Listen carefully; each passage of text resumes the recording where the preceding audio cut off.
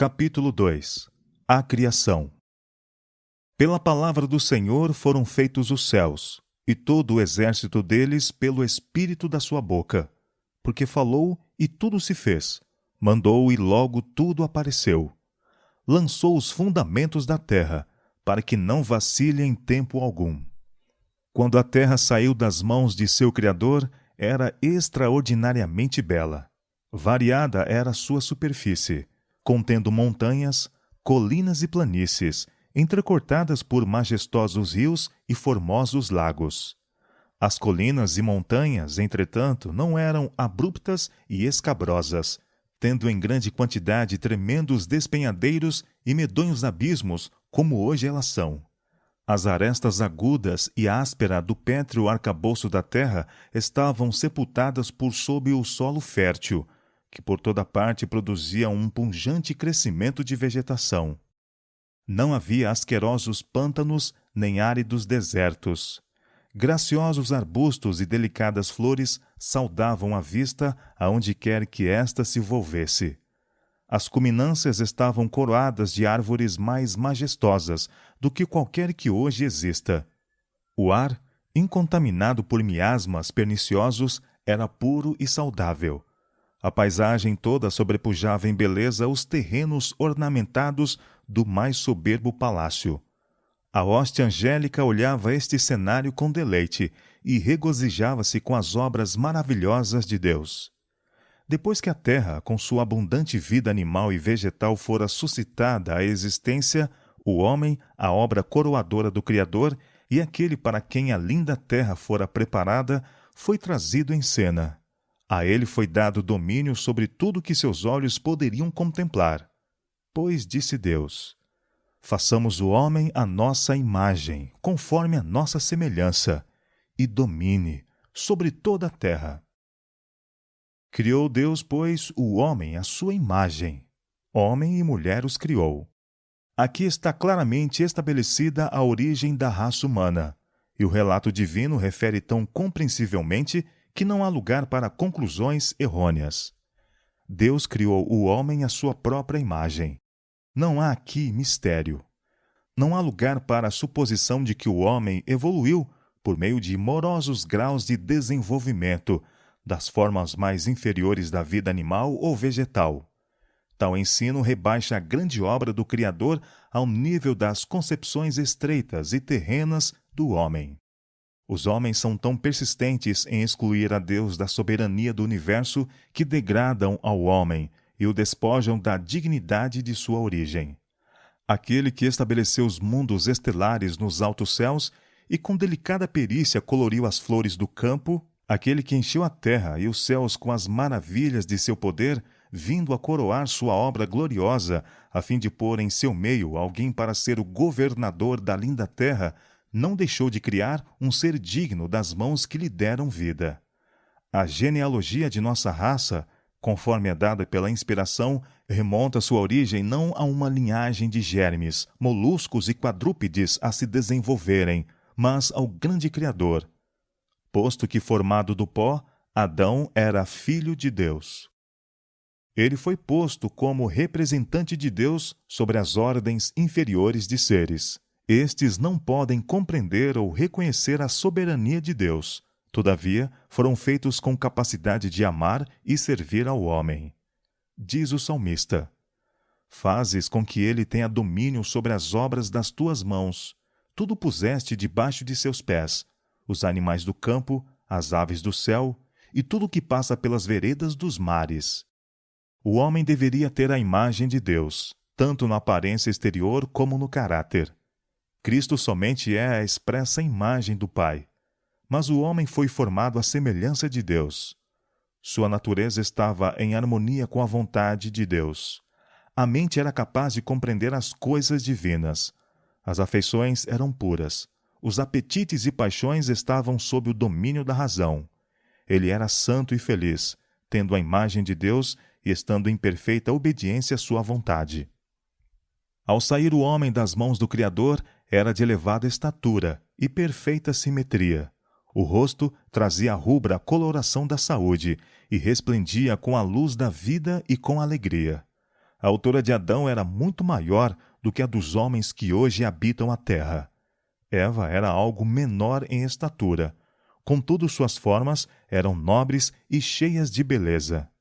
Esse casal, que não tinha pecados, não fazia uso de vestes artificiais. Estavam revestidos de uma cobertura de luz e glória, tal como a usam os anjos. Enquanto viveram em obediência a Deus, esta veste de luz continuou a envolvê-los. Depois da criação de Adão, toda criatura vivente foi trazida diante dele para receber seu nome. Ele viu que a cada um fora dada uma companheira, mas que entre eles não se achava adjutora que estivesse como diante dele. Entre todas as criaturas que Deus fez sobre a terra, não havia uma igual ao homem. E disse Deus: Não é bom que o homem esteja só. Far-lhe-ei uma adjutora que esteja como diante dele. O homem não foi feito para habitar na solidão. Ele deveria ser um ente social. Sem companhia, as belas cenas e deleitosas ocupações do Éden teriam deixado de proporcionar perfeita felicidade. Mesmo a comunhão com os anjos não poderia satisfazer seu desejo de simpatia e companhia. Ninguém havia da mesma natureza para amar e ser amado.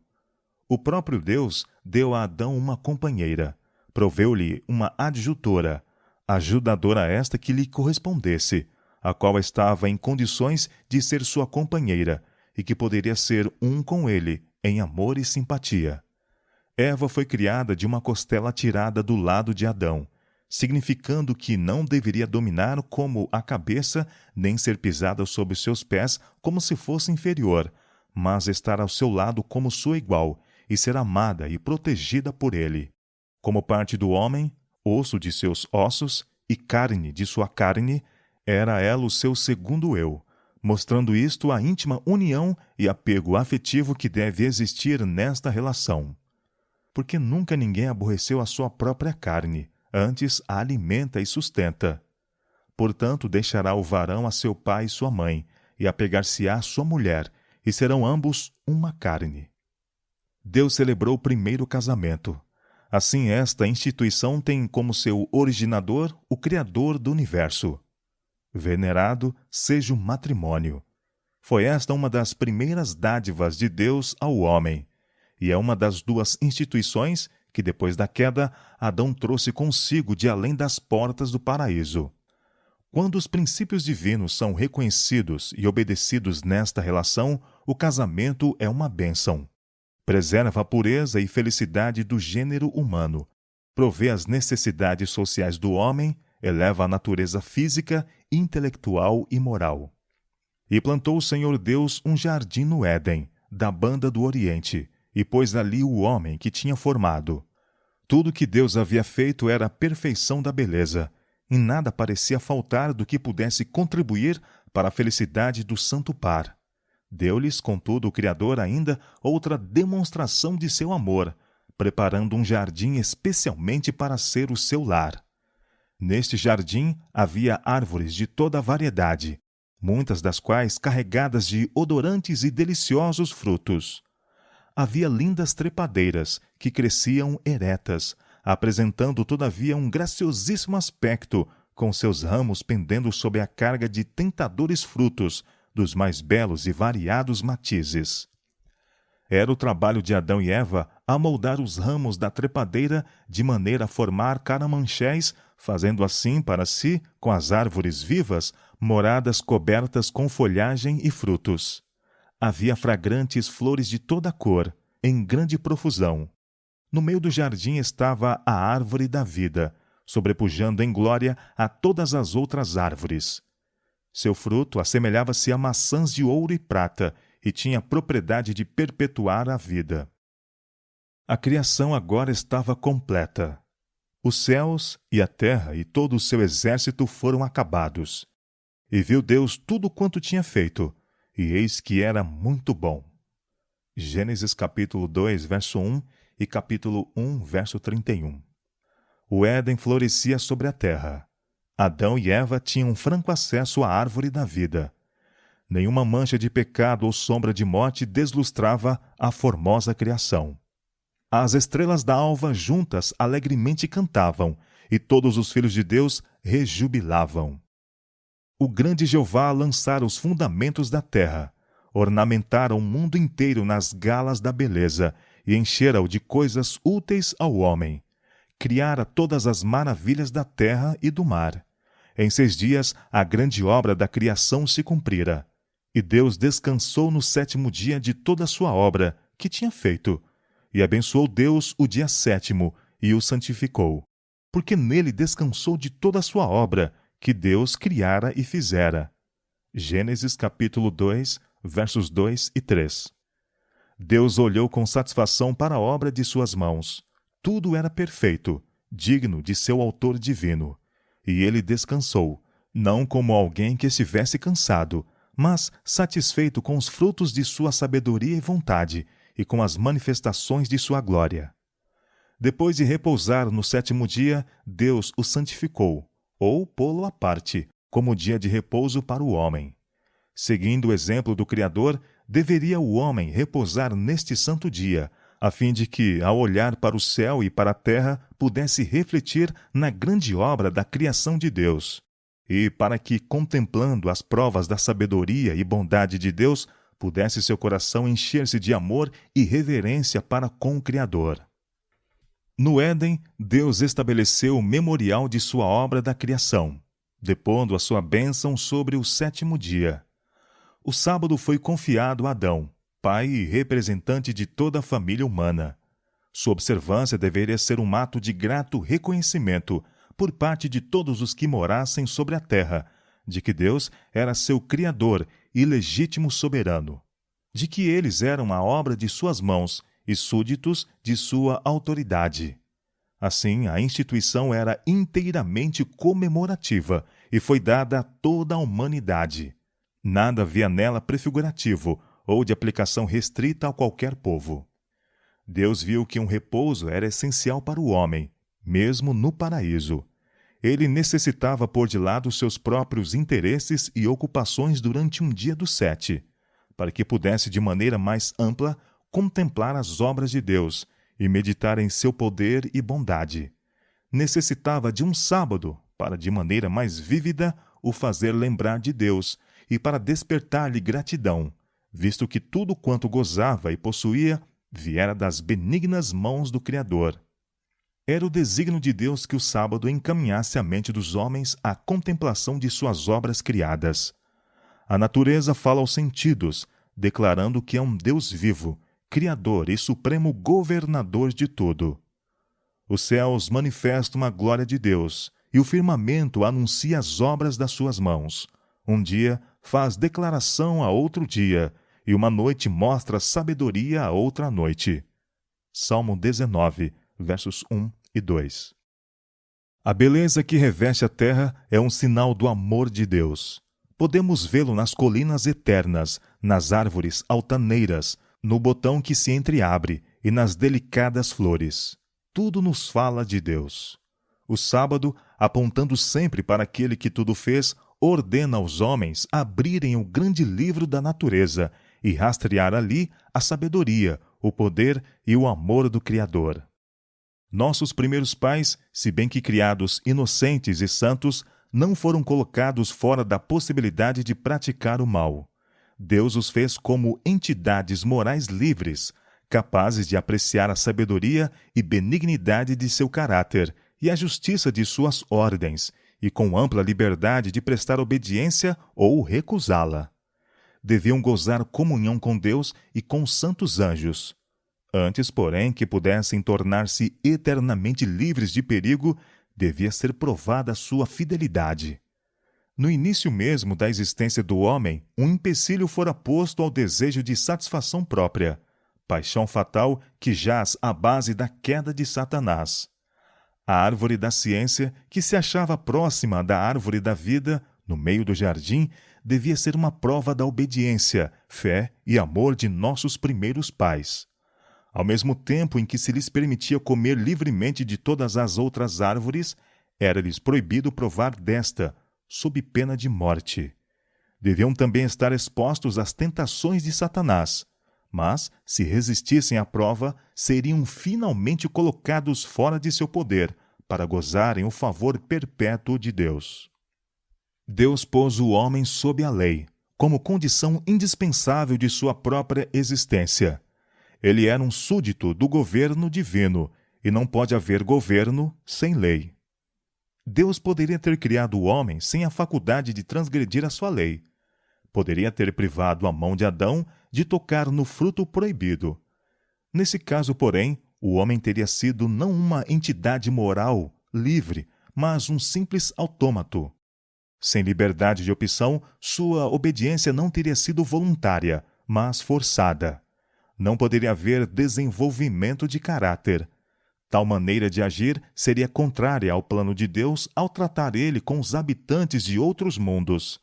Seria indigna do homem como um ser inteligente e teria apoiado a acusação feita por Satanás de governo arbitrário por parte de Deus. Deus fez o homem reto, deu-lhe nobres traços de caráter, sem nenhum pendor para o mal. Dotou-o de altas capacidades intelectuais e apresentou-lhe os mais fortes incentivos possíveis para que fosse fiel a seu dever. A obediência, perfeita e perpétua, era a condição para a felicidade eterna. Sob estas condições, teria ele acesso à árvore da vida. O lar de nossos primeiros pais devia ser um modelo para outros lares, ao saírem seus filhos para ocuparem a terra. Aquele lar, embelezado pela mão do próprio Deus, não era um suntuoso palácio. Os homens, em seu orgulho, deleitam-se com edifícios magnificentes e custosos, e gloriam-se com as obras de suas mãos. Mas Deus colocou Adão em um jardim. Esta era sua morada. O céu azul era sua cúpula, a terra, com suas delicadas flores e tapetes de relva viva, o seu pavimento, e os ramos folhudos das formosas árvores eram o seu teto. De suas paredes pendiam os mais magnificentes adornos, obra do grande e magistral artífice. No ambiente em que vivia o Santo Par havia uma lição para todos os tempos, a lição de que a verdadeira felicidade é encontrada, não na satisfação do orgulho e luxo, mas na comunhão com Deus mediante suas obras criadas. Se os homens dessem menos atenção às coisas artificiais e cultivassem maior simplicidade, estariam em muito melhores condições de corresponderem com o propósito de Deus em sua criação. O orgulho e a ambição nunca se satisfazem. Aqueles, porém, que são verdadeiramente sábios encontrarão prazer real e enobrecedor nas fontes de gozos que Deus colocou ao alcance de todos. Aos moradores do Éden foi confiado o cuidado do jardim, para o lavrar e o guardar. Sua ocupação não era cansativa, antes agradável e revigoradora. Deus indicou o trabalho como uma bênção para o homem, a fim de ocupar-lhe o espírito, fortalecer o corpo e desenvolver as faculdades. Na atividade mental e física, Adão encontrava um dos mais elevados prazeres de sua santa existência. E quando, como resultado de sua desobediência, foi ele expulso de seu belo lar e obrigado a lutar com o obstinado solo para ganhar o pão cotidiano, aquele mesmo trabalho, se bem que grandemente diverso de sua deleitável ocupação no jardim, foi uma salvaguarda contra a tentação e fonte de felicidade. Aqueles que consideram o trabalho como maldição, acompanhado embora de cansaço e dor, estão acalentando um erro. Os ricos frequentemente olham com desdém para as classes trabalhadoras, mas isso está inteiramente em desacordo com o propósito de Deus ao criar o homem. O que são as posses do mais abastado, mesmo em comparação com a herança proporcionada ao nobre Adão? Contudo, Adão não devia estar ocioso. Nosso Criador, que compreende o que é necessário para a felicidade do homem, designou a Adão o seu trabalho. A verdadeira alegria da vida é encontrada apenas pelos homens e mulheres do trabalho. Os anjos são diligentes obreiros, são ministros de Deus para os filhos dos homens. O Criador não preparou lugar algum para a prática estagnante da indolência. Enquanto permanecessem fiéis a Deus, Adão e sua companheira deveriam exercer governo sobre a terra. Deu-se-lhes domínio ilimitado sobre toda coisa vivente. O leão e o cordeiro brincavam pacificamente em redor deles, ou deitavam-se-lhes aos pés. Os ditosos pássaros esvoaçavam ao seu redor, sem temor. E ao acenderem seus alegres cantos em louvor ao Criador, Adão e Eva uniam-se a eles em ações de graças ao Pai e ao Filho. O santo par não era apenas filhos sob o cuidado paternal de Deus, mas estudantes a receberem instrução do Criador toda sabedoria. Eram visitados pelos anjos e concedia-se-lhes comunhão com seu Criador sem nenhum véu obscurecedor de permeio. Estavam cheios do vigor comunicado pela árvore da vida, e sua capacidade intelectual era apenas pouco menor do que a dos anjos. Os mistérios do universo visível, maravilhas daquele que é perfeito nos conhecimentos, conferiam-lhes uma fonte inesgotável de instrução e deleite. As leis e operações da natureza que têm incitado o estudo dos homens durante 6.000 anos estavam-lhes abertas à mente pelo infinito construtor e mantenedor de tudo.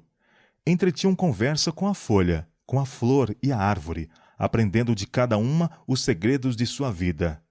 Com cada criatura vivente, desde o poderoso Leviatã que folga entre as águas até o minúsculo inseto que flutua no raio solar, era Adão familiar. Havia dado a cada um o seu nome e conhecia a natureza e hábitos de todos. A glória de Deus nos céus, os mundos inumeráveis em suas ordenadas revoluções, o equilíbrio das grossas nuvens, os mistérios da luz e do som, do dia e da noite, tudo estava patente ao estudo de nossos primeiros pais. Em cada folha na floresta ou pedra nas montanhas, em cada estrela brilhante, na terra, no ar e no céu, estava escrito o nome de Deus. A ordem e a harmonia da criação falavam-lhes de sabedoria e poder infinitos. Estavam sempre a descobrir alguma atração que lhes enchia o coração de mais profundo amor e provocava novas expressões de gratidão. Enquanto permanecessem fiéis à lei divina, sua capacidade para saber, gozar e amar aumentaria continuamente.